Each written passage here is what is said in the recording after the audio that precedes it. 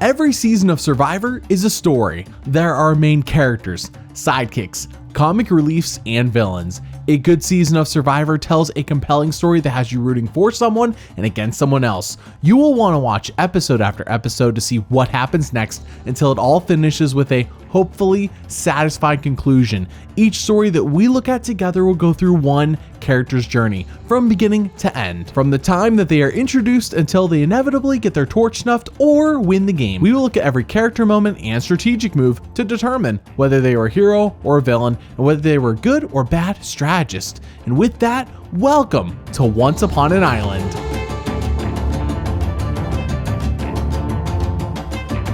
Now, for reference, we are only going to be observing what the TV show is showing us and what story is being told through the show. No future seasons will be mentioned, as the story and characters here have no idea about what happens in those future seasons. All character moments and strategic moves are interpreted with the mindset of what the story is trying to tell us. And do you like movies? Me too. I have another YouTube channel where I make videos about movies and podcasts all about them as well, with my wife Mary, who you hear in the Survivor podcast. This channel is called Film Heart. It's fairly new and I would love your support over there as well. Links in the description. With that, it is time for another epic story. 39 days, 20 people, 1 survivor.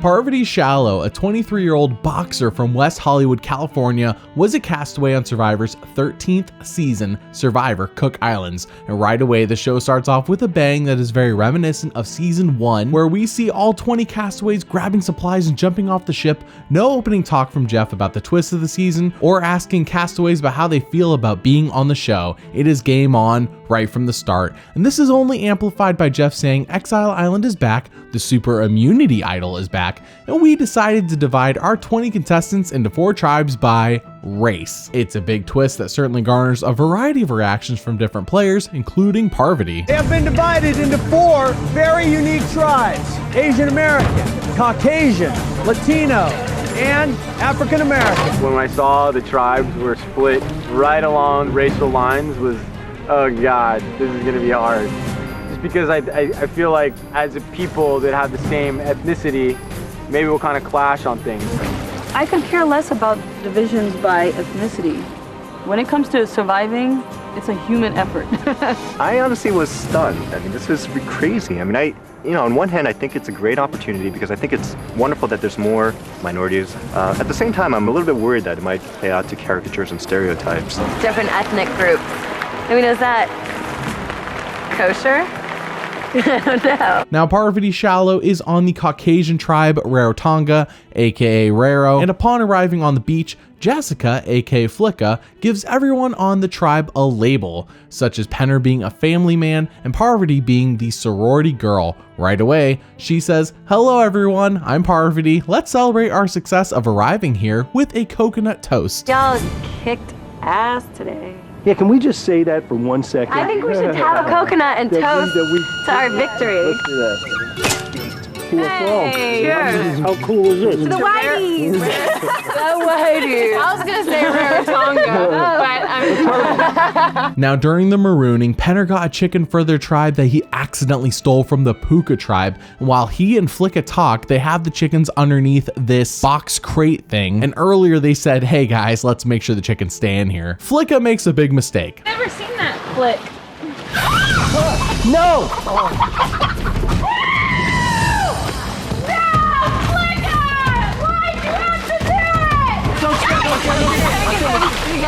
No, we moved too fast. So I'm not happy right now with Flicka. I can forgive her, right? But I don't have to forgive her because she screwed up my chicken. That chicken is gone and will endlessly mock them by clucking out in the distance. Day turns to night and everyone says, "It's pretty cold, let's cuddle together for some warmth." Now, this is nothing new on Survivor, but Parvati observes that the cuddling happening between Candace and Adam isn't like the cuddling happening between everyone else. Adam wants to be the big, strong man and take care of Candace. She's like a sweet little girl, and they're snuggling, and, you know, I don't know. Romance is in the air. At the immunity challenge, the Raro tribe starts off slowly with their puzzle boat falling apart at one point and Parvati having to save it by putting it back together while they are in the water. But then it all comes down to the final puzzle: who can get immunity, Raro or Hiki? Raro up! Parvati's up! Raro wins! And that is it for the premiere of Cook Islands. So far, we haven't seen a lot of Parvati, which is wild considering how big of a legend she becomes in the Survivor franchise, but here her origins have been under the radar so far. What we do see is that she smiles a lot, she loves to laugh, she has been labeled as a party person, and she seems to be in the best spirits on the Raro tribe. What does this all mean? I don't know, but we will soon find out.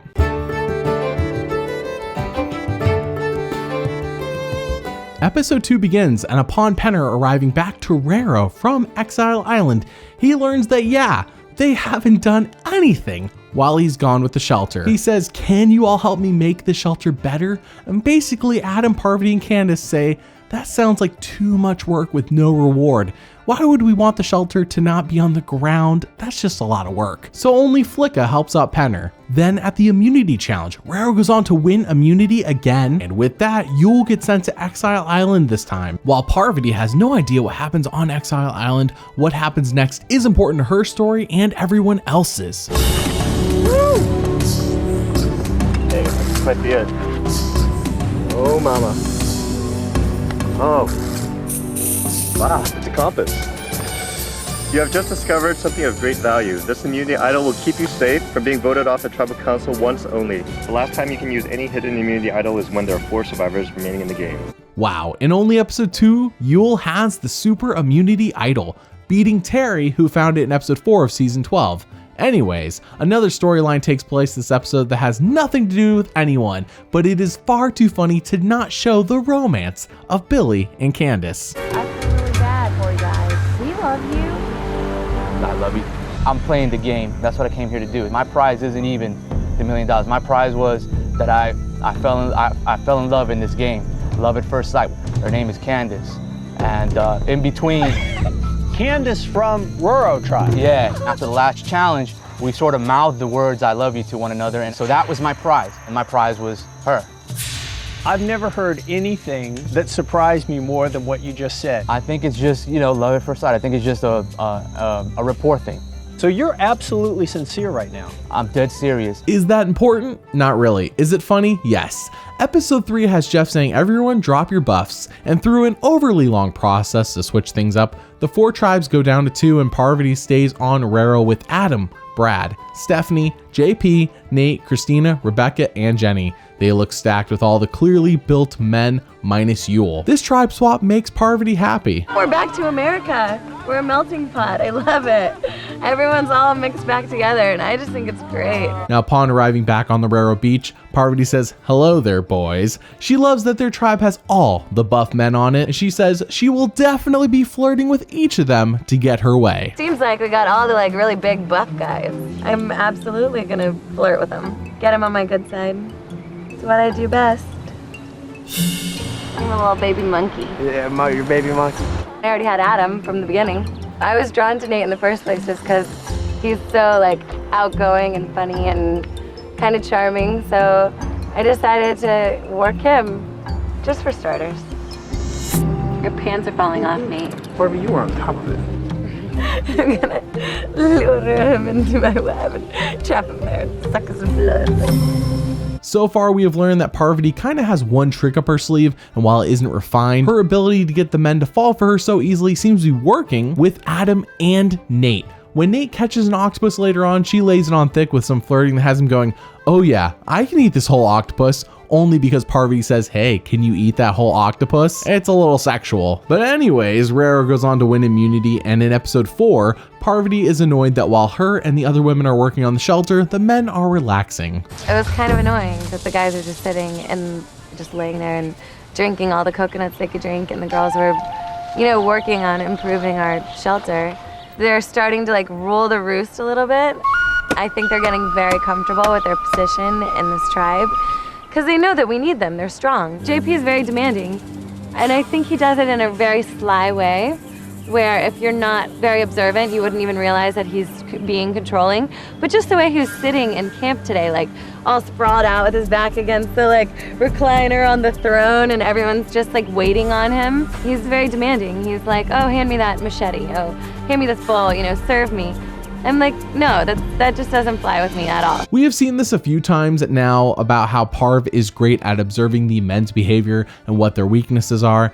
Anyways, Rero goes on to lose reward, and back at camp, Parvati says, I can infiltrate any guy using my flirtatious charms. That's how I can get close to guys in the beginning, is just flirting with them. I mean, you just have to figure out the best way to infiltrate the little groups. Did y'all make a serious alliance? You guys? Yeah. Really? Yeah, guys are tight. I think there definitely could be some sparks in the future, but I don't want to find myself thinking like a dum-dum and just, you know, just guys, sometimes we can't control ourselves. We then see her and Nate talk about JP, and keep in mind Nate and JP are aligned together, and Parvati says, why don't we get rid of JP? And Nate says, yeah, you make some good points. Rero then goes on to lose immunity, and Stephanie makes a random comment that sounds kind of like she doesn't mind being voted out, and she becomes target number 1. However, the women don't want to see a men takeover on their tribe, so they say, let's flip the script and get JP out instead. Parvati is a little hesitant about this, but ultimately she does come around, as at Tribal Council, JP is voted out 7-2. JP, tribe has spoken. Episode 5 sees the once cocky men realize that maybe they don't have this whole thing in the bag. They kind of overvalue themselves, and it bit them in the butt at Tribal Council. The tables have turned, as they are now working harder than ever and think the women are being the lazy ones. Oh, how the tables have turned. It's very interesting. Parvati notices all of this and thinks it's pretty funny. It's really funny. The guys have really stepped it up since JP's gone. They're just so much more manly now that the top dog is gone. I think they're definitely trying to prove themselves to the women so that the women don't try to overthrow all the guys. I love it. Rero wins reward, and in a surprise that makes no sense from Rero's point of view, Ozzy, Cowboy, and Flicka show up at their camp, and everyone on Rero's like, we don't like these 3 people. We're not happy about this at all. Who knew that they hated them? Why is this tribe coming our way? Why is there a tribe here? Parvati. Parvati. Where can we go? Parvati. It was like awkward silence, crickets chirping. Then Cowboy launches into this huge like speech about Chinese symbology. Of just listening to him talk over and over and over and over again, it was a little bit much. And we were kind of like all looking around at each other like, okay, is he gonna stop talking? Basically, the I2 members had set out to find some food on another island, and they stumbled into the Rero camp on accident, but they definitely overstayed their welcome, which was more than 2 seconds long. Anyways, Rero loses immunity again, and back at camp, Stephanie makes yet another comment about how she is looking forward to eating, and this is interpreted as her wanting to be voted out. It's amazing how one little thing can just be taken out of context, you know?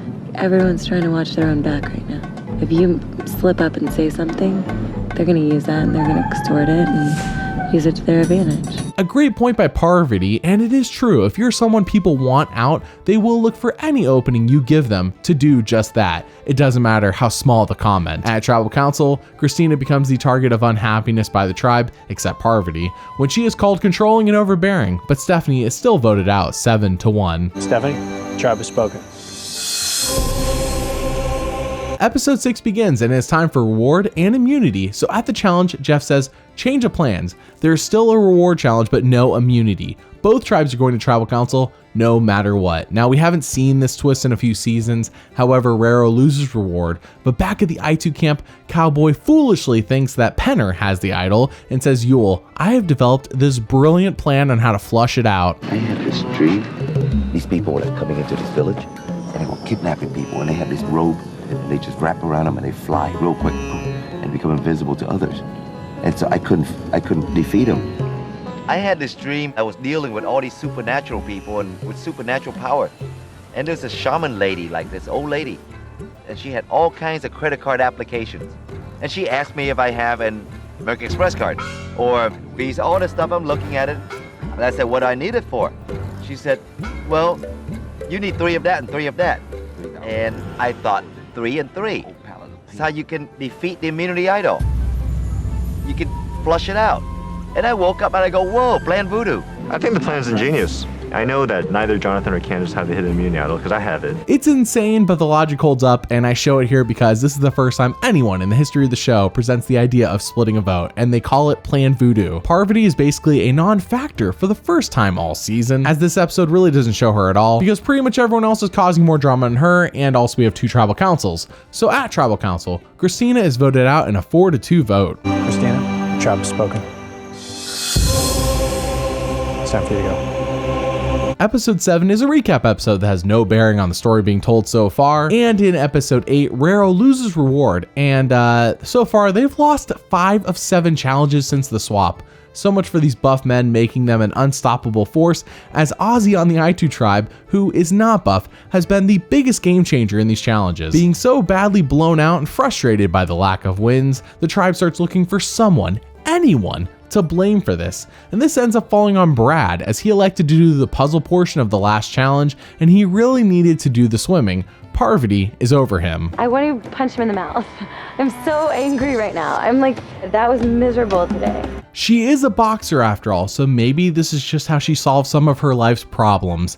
Anyways, Rero makes the necessary adjustment at the immunity challenge, with Brad doing the physical portion, and sure enough, they win immunity. It is now episode 9, and one thing that is on everyone's mind is the merge. Is it happening soon, or will they continue to just have to wait? No one knows, and Penner says everyone is nervous just thinking about this happening, or the possibility of it happening. Ozzy is supposed to be voted out next if it comes to that. Yul says we need to stay strong as a tribe, and Candace says this is the calm before the storm. She then talks to Penner one-on-one, and they both express concerns over their current alliance. Penner says I would feel safer with Parvati and Adam in a Final Four than with Yul and Becky. They both agree and say, hey, when it comes time to merge, let's flip. You and I are tight. We're gonna make this work. We set something up with Parvati. Let's hope we can do that. Maybe it'll be us 4 Caucasians in the Final Four. Me, you, Adam, Parvati. And at that point, we have the numbers. I've trusted you all along. You trusted me. And it's gotten us a long way, and it's going to get us a long way further. Only 2 people can sit at the final 2. And I want it to be you and me. I swear to God.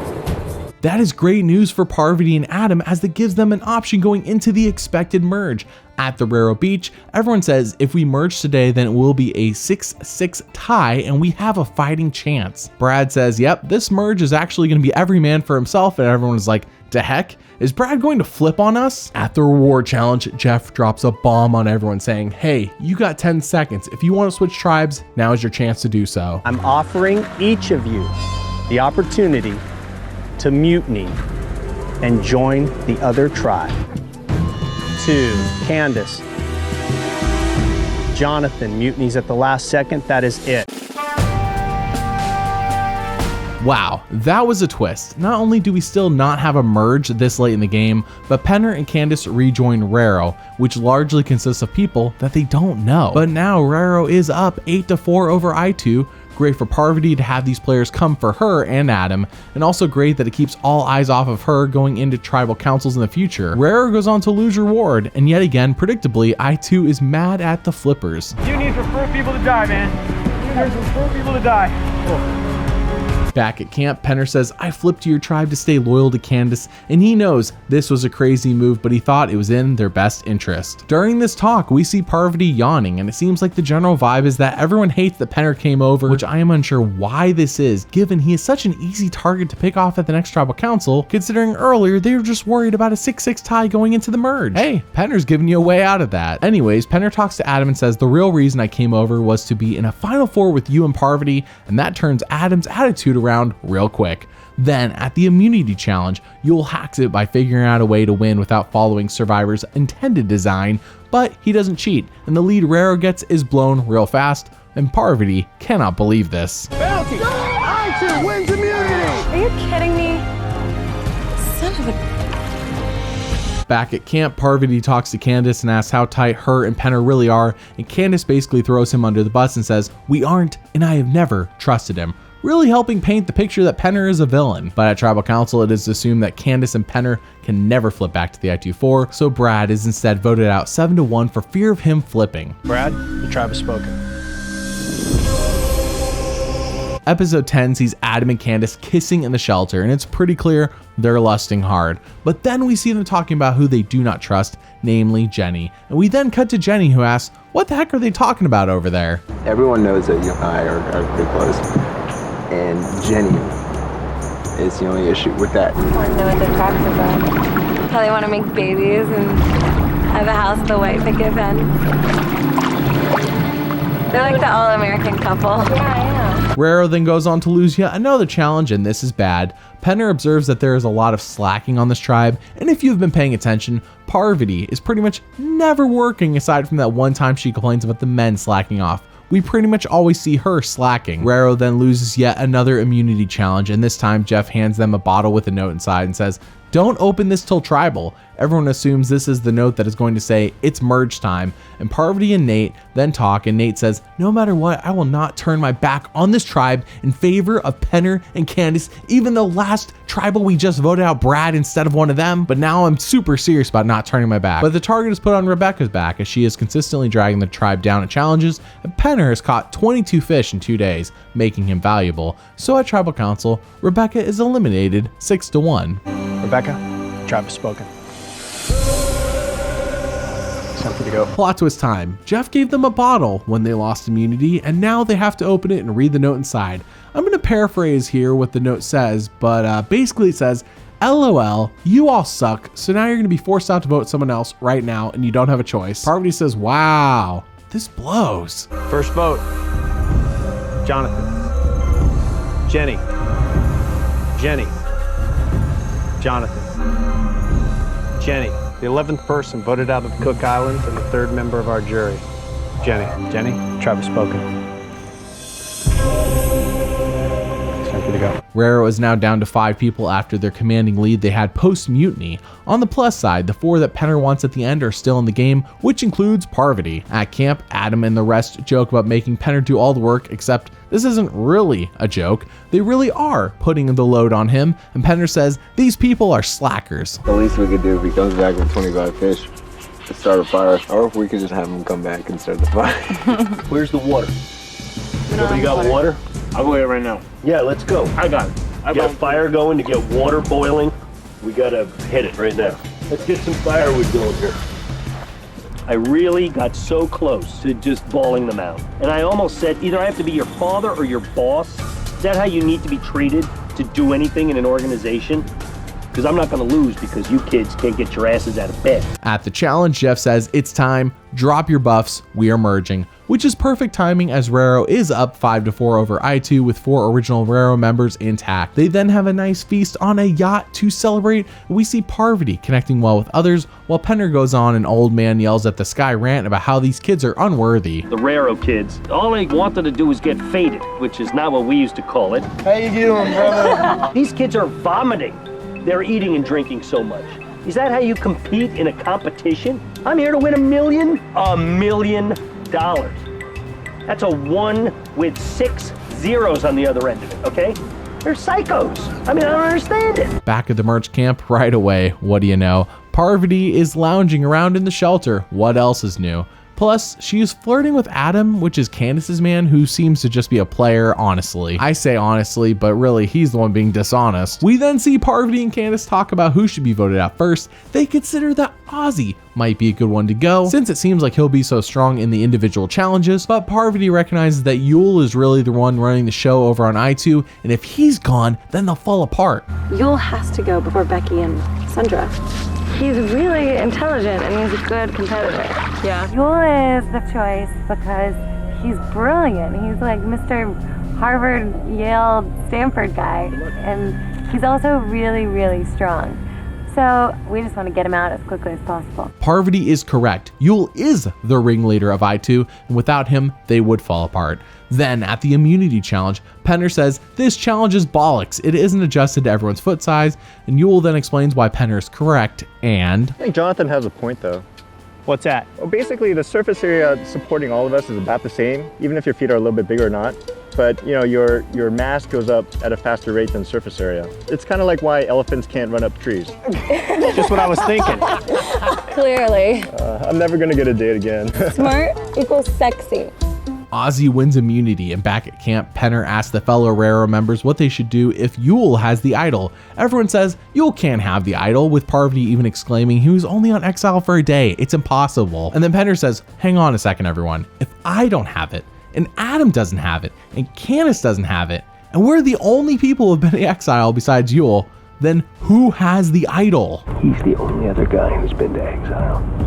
There we are. Yul was there for like a day.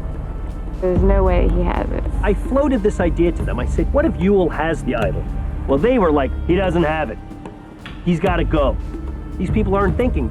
I don't believe they're smart enough. They don't want to put the mental energy into even running the scenario of what if Yul actually has it. We then see Adam and Candace make out in the forest, and really all their energy and attention is being put on this rather than making any strategic moves to turn this game around. But it doesn't really matter because Raro has the lead, right? At Tribal Council, Parvati even pokes fun at their relationship. Parvati, what's going on between Adam and Candace? They love each other. They want to make babies. They snuggle next to each other in the shelter. I got booted out of my spot. You told me you left because he wasn't snuggly. He wasn't paying enough attention. There's two sides of me. I mean, they can both snuggle up with me if they like. It is time. Yul is Raro's target, and with him gone, they have an easy path to the final 5, and for Parvati, a path to the final 4. So the votes are revealed, and... Yul. Nate. Yul. 2 votes Yul. Nate. Yul. 3 votes Yul. Nate. Yul. Nate. 12th person voted out and the 4th member of our jury. Nate. Nate. Tribe has spoken. Penner flipped. Previously, Yul talked to him and showed him he had the idol to convince Penner that if he doesn't flip, then Penner will be voted out by I2. But now Penner is target number 1 for all of Raro, as episode 12 has Parvati basically blowing on Penner for his big move. If I didn't throw in with them, they all would have voted for me. You all would have voted for Yul, and it would have bounced off Yul and hit me. Not if you told Yul us about the doesn't idol. have the idol. You pissed everyone in this game off. Hope you're happy with 2nd place. After Tribal, I just felt like this nausea, and all I wanted to do was take Jonathan's face and just throw up all over it. I believe that Parvati's under the impression that no one has the idol, and had she just watched season 12, which did finish airing before this one filmed, she would have seen that Terry Dietz found it on his season in only 4 episodes. No way would it take this long for it to be found in this season, even without a super mind like Yul around. The next morning sees Parvati all of a sudden interested in how to do some basic camp chores like gutting a fish, and Penner is upset. Parvati had never gutted a fish or even seen how to gut a fish in 28 days out here. Now, I don't know how that's possible. She's a lazy, selfish girl, and $1 million to her would not help her in her life. It would screw her life up. Parvati can't handle $1 million, Penner says. He may be right, but keep that in mind for the future. We then see Parvati and Adam just dump on Penner with how mad and bitter they are. What they should be doing is figuring out a new game plan, being down 5-3, but that doesn't seem to be the top priority. Then it is time for the Survivor auction, and Penner really cleans up here by winning multiple items and being kind of cocky when he does so. But at one point he does spill his beer, which has Parvati saying, "Party foul," but then Parvati wins the reward that seems tailor-made for her. Next item is a hot bubble bath, and while you're taking your bath, you will enjoy a huge piece of chocolate cake. Sold for $360 for Parvati. I love this day. It's my favorite day. While in her hot bath, Yul says, "What's the harm?" and reveals his super idol to everyone and says, "Yeah, I found this back in episode 2 in only 1 day on exile," making everyone who didn't consider him having it look so dumb. Back at camp, the I-24 are mad at Penner because when he was winning all those items at the auction, he was being pretty arrogant according to them, and Parvati sees a way in all of a sudden. I think his true personality is finally coming out. And if he gets to the final 4, I will shoot myself. Potentially this game could get flipped on top of its head once more. I'm hoping and praying. Parvati and Adam then talk to Yul and try to guilt him and blackmail him by saying, "If you don't get rid of Penner at this tribal council, we will not vote for you when you're sitting in the final 2. And they basically say, "We'll roll over and die if the I-24 vote up Penner. We will just give you the game." Yul says he understands their proposition, but Penner is selfish and rational, so he can predict Penner's behavior. Adam, Candace, and Parvati then have a three-way cuddle puddle in the shelter while everyone else is out working, and Penner says, "Do we really have to feed these guys?" And Ozzy says, "Nope." So they just eat, and I don't think that there's really an ethical question. There ain't no such thing as a free lunch, as they say. What's going on, guys? I mean, since when do you guys not share? We all came home from that. Everybody has their days where they lay down in the tent. You know what? That's bollocks, and you know it. The rest of us do not choose our days to go lay down in the tent. I work my ass off every single day. Yeah, because you're trying to weasel your way in somehow. But luckily you're not name calling. I appreciate that. I'm not. I'm saying you're trying to weasel your way in. How dare you? Weasel is a verb How in this situation. dare you imply that weasel your way in. Excuse me. How dare you imply that I'm behaving differently today than I have for the last 30 days? You cannot say that that's true. It's not true. at Tribal Council, Parvati and Adam do their best to make Penner look terrible, and this is intercut with jury shots rooting them on, especially from Nate. However, Parvati may have gone a step too far when she moves her target from Penner to Yule. He's the puppet master, and we're all puppets in his little play. Come on, what do you expect me to do? Look, we're all here trying to win. You can't fault me for that, I okay? do not at all. I respect completely all four of you. Boom, boom, boom, sitting ducks. Then, in a 5-3 vote, Candace is eliminated, but not without kissing Adam first. 13th person voted out and the 5th member of our jury, Candace. Well, a kiss is nice. Maybe if it were love, he'd have given you the immunity necklace. Candace, tribe has spoken. Now down 5-2, something has to give or Parvati will be gone in the next two tribal councils. Episode 13 starts with her still mad at Penner when all of a sudden... My turn to chop someone's head. Just be like, hiya! Where's that everyone's favorite person? Oh, fishing. Oh my gosh. We have to have somebody look at it because that looks too deep. I feel like my finger's about to fall off. It's like literally you can see where it's separated, where the finger is actually separated. Ouch, I find it so painful to watch that back. Thankfully she's okay and doesn't have to be medically evacuated, but maybe this is a result of not working all season so she doesn't have the muscle memory to not hurt herself, or maybe she's too focused on Penner. Both are presented as possibilities by the story so far, but at the reward challenge, it turns out it's time for some love. Parvati, say hello to your dad, Mike. Mike,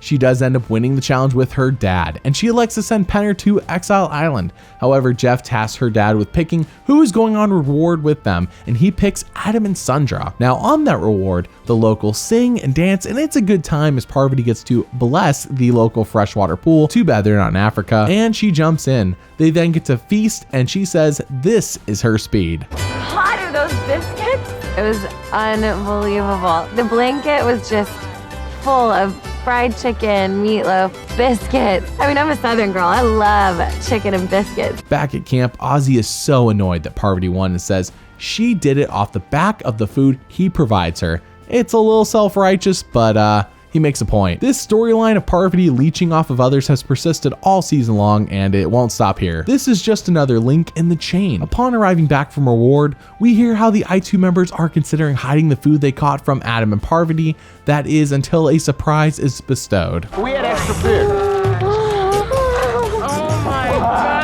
The original plan for Ozzy and myself and also Yule was to sort of hide the coconuts, hide the food, to save it for us for later. But after we saw that Adam and Parvati brought back so much food, we sort of felt bad. I think the hiding plan is sort of on the outs. With Penner gone on exile, everyone is able to talk more freely, and it's determined that, yeah, he's going next. Ozzy wins his second immunity challenge, and at Tribal Council... Jonathan, tribe has spoken. And I'd like my hat back at some point.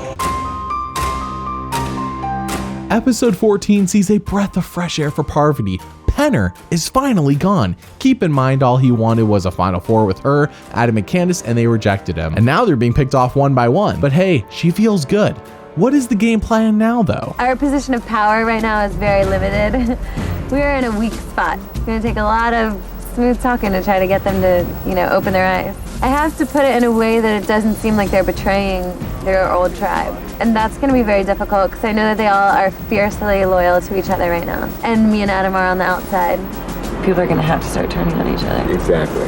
At the reward challenge, Ozzy wins, followed by Parvati getting second and Yul getting third. So they all get an overnight stay at a spa, and Parvati says she is frustrated by her position in this game, and she thinks maybe she can flirt with Ozzy and have him flip to her and Adam to make it 3-3. I think at this point in the game, it is really frustrating for me because I'm on the outside and I don't know what to do. I think the only thing that I can do now is try pulling someone over to my side and making them play a strategic game. And really, I mean, I think Ozzy would be my only hope. The more charming that I can be, the more like friendly and in that I can get with these people, especially Ozzy, the longer I'm gonna stick around. After everything's done, like I have a little champagne and some wine in me, and so we just took off our pajamas and hopped in the hot tub. I just peed in my pants and I wasn't even wearing any. I've got 2 naked guys in the hot tub. You're naked too, aren't you? Yeah. It's not a bad idea. Ozzy knows he's not going to be taken to the final 2, but it seems like it's a bit too late based on how Ozzy responds. I don't think I've ever found a woman telling me she has peed in the hot tub attractive or alliance worthy. But then again, I'm not Ozzy. Yul recognizes what Parvati is trying to do, and when Ozzy says she has a chance, it's clear the show wants us to think this is a possibility, despite how obvious the piecing together of his words are. So I might play the game with Parvati while there's still the opportunity. Back at camp, Yul asks where Parvati is, and Sandra says, where do you think? She's being in the shelter being lazy as usual. Yul then says that he sees Parvati as a bigger threat than before, especially with how close she comes to winning most challenges. Basically, Parvati needs to win immunity or she is gone next. That's how Yul lays it out. So at the next immunity challenge, who pulls off the win? Ozzy wins immunity! Oh boy, Ozzy wins immunity number 3 and it isn't looking good. Maybe Adam can go first, but that is not who Yul views as the bigger threat. Parvati talks to Yul and he is such a politician because he says a lot of things while saying really nothing. He doesn't commit to anything. And Parvati says, hey, there might be a chance. Adam and Parvati then make one last ditch effort to flip Ozzy, and basically he says he sees no reason to flip. Now, if he were not sitting pretty with immunity around his neck, I think he might agree, but since he's safe, he's pretty comfortable. AKA, had Parvati or Adam won immunity instead, this might be different. But Ozzy does throw out the idea that Sundra might go. At Tribal Council, the votes are revealed, and First vote, Sundra. Parvati.